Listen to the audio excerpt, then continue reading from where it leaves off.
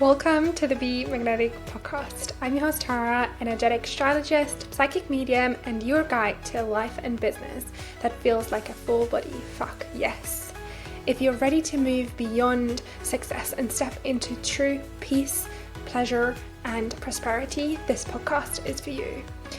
Get ready for unfiltered stories, mindset shifts, and real strategies that will empower you to live and lead with your heart. Together, we'll unlock your highest potential, expand deeply rooted abundance, and shift into soul-led success without sacrificing your authenticity, joy, peace, or freedom. So take a moment, settle in, feel the energy shift, and let's dive into the magic that awaits.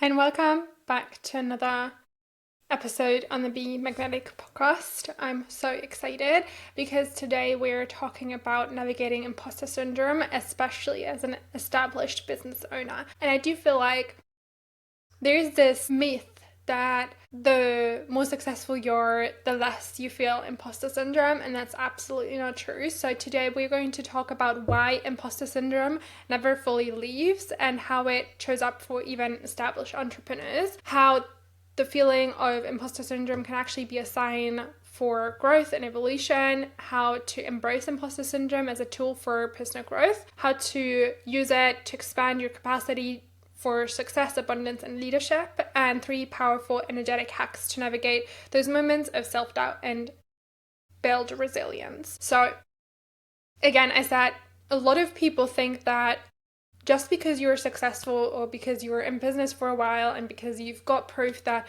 what you're doing is working, you don't feel imposter syndrome. But that's absolutely not true. I know from personal experience, and I know a lot of even more successful entrepreneurs than I am who do still feel imposter syndrome. And the reason for that is because imposter syndrome really by definition is just we feel like we're not fitting in, we're not good enough, there's someone who is more experienced than us, and we always have that. And it's actually a good thing, because if we didn't, what would that tell us about ourselves? So even as successful or established entrepreneurs, we are still growing, we're still expanding, we're still getting better.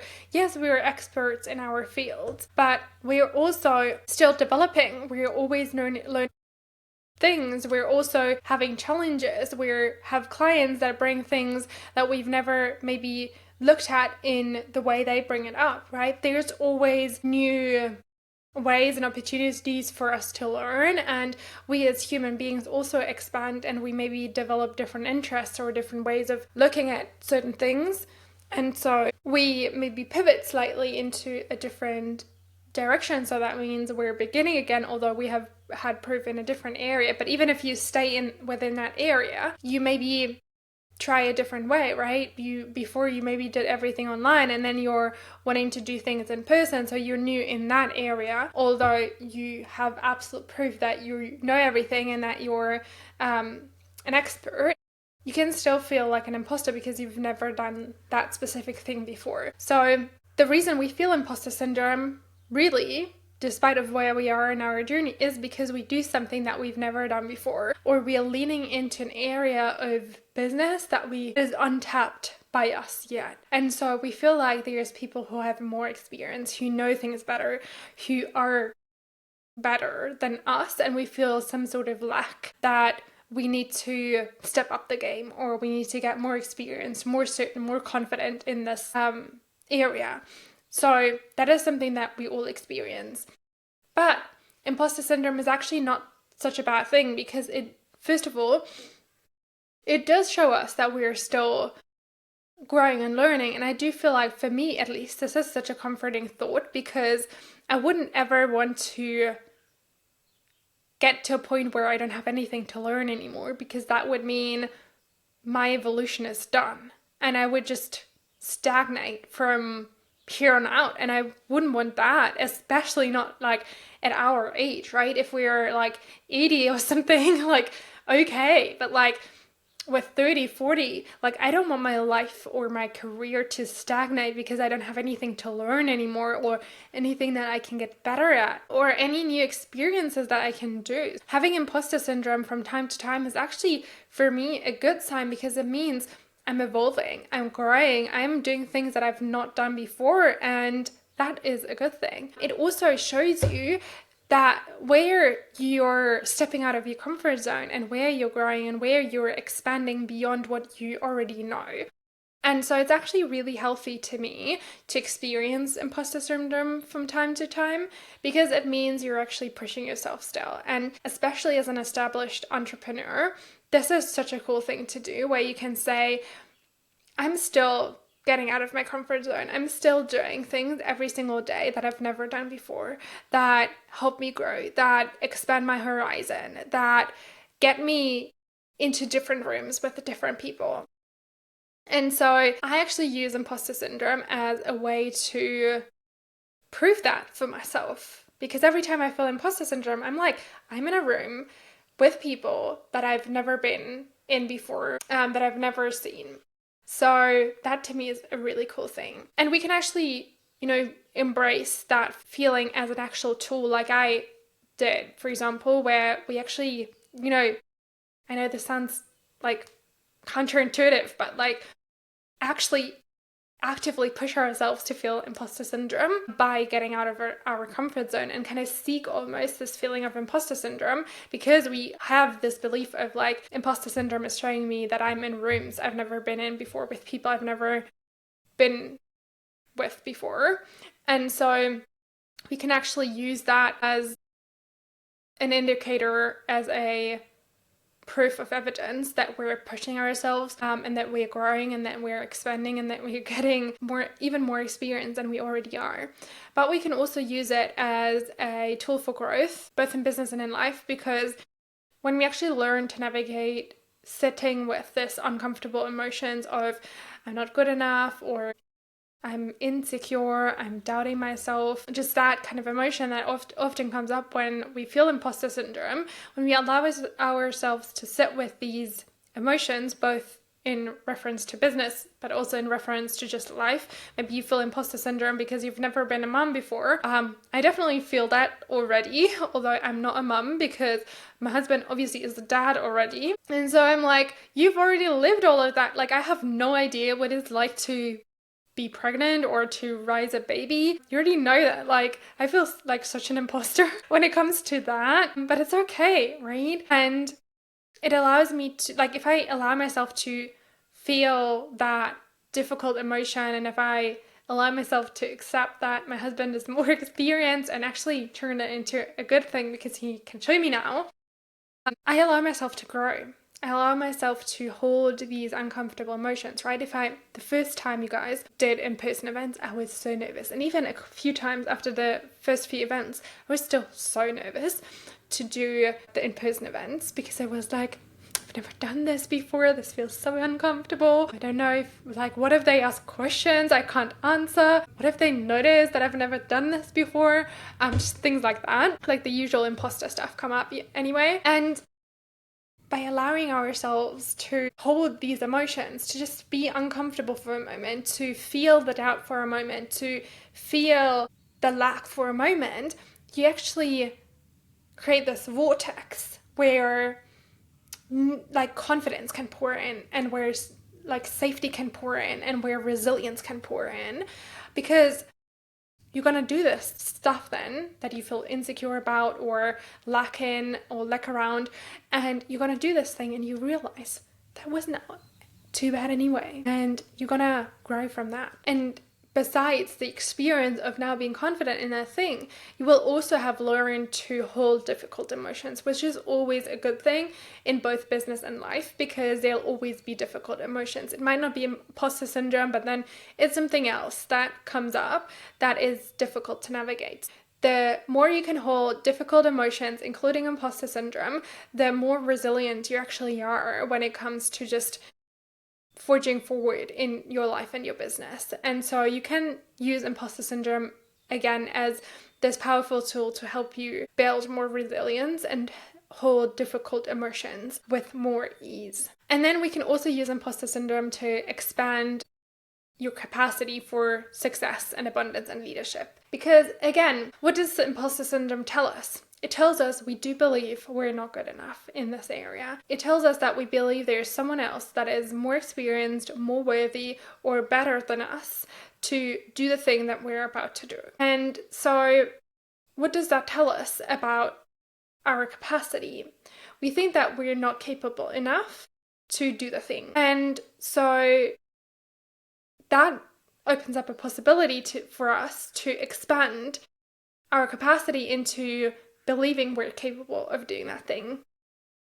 And so if you feel like imposter syndrome, for example, around receiving a certain amount of money, or you feel imposter syndrome around doing a certain thing that is considered successful, like, I don't know, speaking on stage, or hosting live events, or having your ad on Times Square, or whatever, you feel imposter syndrome around that, or you feel imposter syndrome around leading a certain group of people, maybe you feel imposter syndrome around, who am I to teach those six-figure entrepreneurs because I just started out, or whatever, or I have never made six figures myself, but I've been successful in other ways, whatever, doesn't matter. It actually means you believe you're not capable of serving those six-figure entrepreneurs, or you're not capable of reaching that income goal, or you're not capable of speaking on stage or hosting in-person events, or whatever success looks like to you. And so again, we can use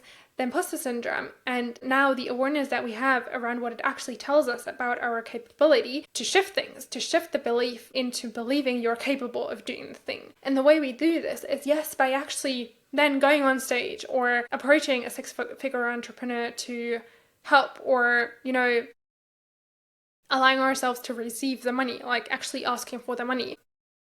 But we also can do the mindset work and the energetic work behind it around, like teaching ourselves, like building the tiny evidence that we're actually capable. Maybe you've spoken on like a tiny stage before in classroom, and that can be evidence that you're actually capable of speaking on stage. Or maybe you've doubled your prices in the last few months, and that is evidence for how you can build more abundance, right? And you can kind of use that evidence to shift the belief that you are actually capable of achieving that goal. So I also wanted to get into 3 powerful energetic hacks to navigate those moments of self-doubt and build resilience, because obviously it's all good to know everything that we just discussed, but I always find it very powerful to have actual strategies and like things that you can do to actually implement what we just discussed and learned.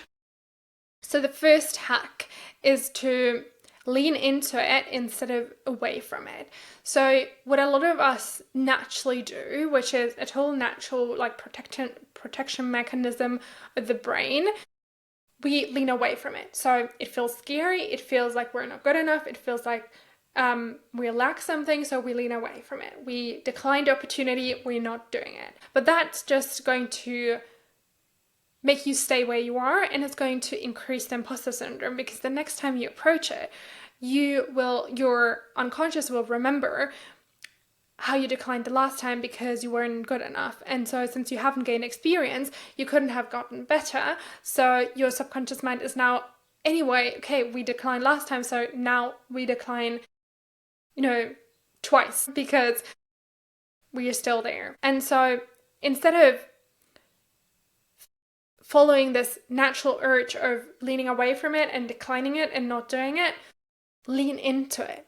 Allow yourself, trust yourself that you can handle the emotions that come up with it, that it's just emotions, that it is a sign that you're growing, that you're expanding, right? Allow yourself to lean into it. When you feel imposter syndrome, do the thing, right? So that you can grow from it. Because if you lean away and decline, you're just going to make things worse. When you lean in, it's going to go away. Number 2 energetic hack number 2 is to get the message. So imposter syndrome, again, like I said before, it always wants to tell us something. There is a message behind it. Maybe it is that you believe you're not capable of doing it. Maybe it's because you really need to be growing into that direction. Maybe it is the message is that you will experience that you actually know more than anyone in the room because you didn't know because you've never been in that room with those people, right? There is a message that this imposter syndrome, the emotions want to tell you, and if you find out that message, you can learn from it. You can, again, use it to advantage. You can alchemize it so that, again, you've got a positive experience and you grow as a business owner and as a human being. And then the third energetic hack to navigate self-doubt and build resilience is to show your vulnerable side. It's okay to say, hey, I'm scared. Like, I feel like I'm not capable of doing this. And the most fierce leaders will actually use that to their advantage because it makes you more approachable. It makes you more human because, like, who wants to learn from someone who thinks they've got it all figured out? No one. I want to learn from the woman that can confidently stand there and say, this is so scary. I've never done this before and I don't know if I can handle it, but I'm going to do it anyway. That is the people that I want to learn from. And I think it's so inspiring when someone says, this has been so scary for me and I felt the worst imposter syndrome, but I did it anyway and I grew and now I feel confident in doing it. And you can do it too. So those are the 3 energetic hacks. Lean into it instead of away from it. Get the message and show your vulnerable side. I hope you enjoyed this episode. It was a short one, but a very, very important topic to talk about. Please feel free to screenshot this, tag me, and share me your biggest takeaway or just in general your experience with imposter syndrome and how you deal with it, if you've ever experienced it. I am so curious to know. And if you haven't enough of me yet, or you just have more time and want to listen to more podcast episodes, I highly, highly recommend you to tune into the episode titled 5 Ways to Regulate Your Nervous System. This is going to be so helpful for you as another tool to just navigate imposter syndrome, especially while you're then doing the thing that you felt imposter syndrome around or that just felt scary. Doing one of these 5 things to regulate your nervous system is going to be so beneficial for you to just calm your emotions, calm your body, and show your mind and your body that it is safe to do that, which again will just increase the amount of growth that you'll take from this experience. So make sure to go to that episode next. I will link it in the show notes as well. And without further ado, I will see you next Wednesday. Lots of love. Bye. Thank you for hanging out with me. It was a blast. If you're new here, then make sure to subscribe to the show to not miss any new episodes. And if you haven't done so, please feel free to give the show a 5-star rating. This means the absolute world to me since it helps the show to grow and allows me to bring more incredible guests and episodes your way. With that being said, until next time,